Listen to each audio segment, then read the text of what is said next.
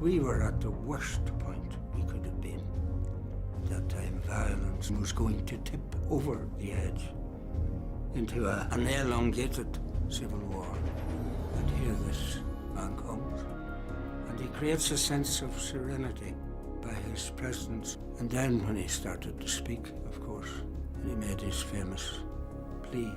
On my knees, I beg you to turn away from the path of violence and to return to the ways of peace. I've never experienced anything like it. And every time I think of it, I had to come to the conclusion that there was some power beyond human power which informed us all and blessed us all that day. Peace and reconciliation. I will never forget the Pope's words at Drogheda. For me as a Protestant and a Unionist, this was really significant. That removed from the IRA any sense that they might have had of moral justification for what they were doing. People were living in twin houses of hate. No one could see a way through the fog. And suddenly here you have the Pope at Drogheda.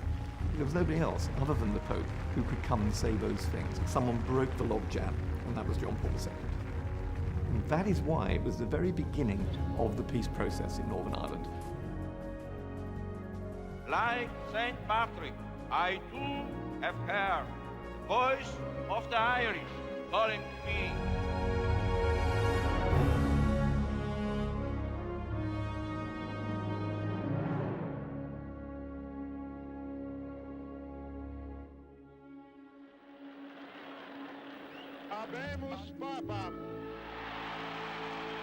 When John Paul II was elected Pope in October of 1978, he embarked on a different kind of papacy. He was determined to leave the confines of the Vatican City State and bring the gospel to all four corners of the globe.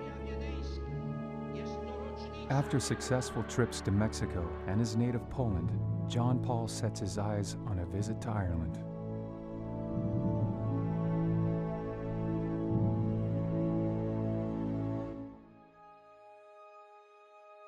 He wanted to render homage to the faith of Ireland and bring a message of peace to the people that were experiencing all this violence.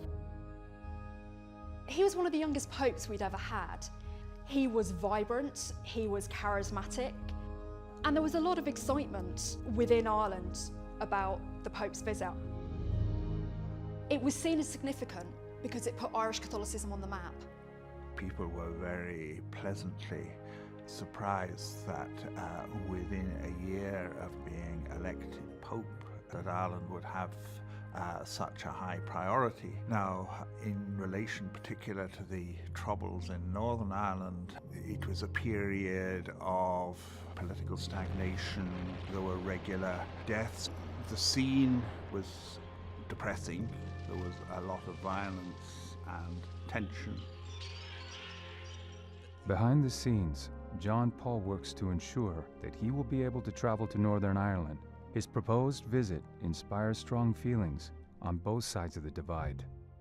It was my own great desire that the Pope should visit Northern Ireland. I know that was the desire also of probably 99.9% of the Catholics of Northern Ireland, and indeed of a great number of the Protestants of Northern Ireland also. I started to set up last night a committee of Protestant people, citizens of Ulster, who are against the Pope's visit. I know it'll succeed and the Pope will not be in Ulster.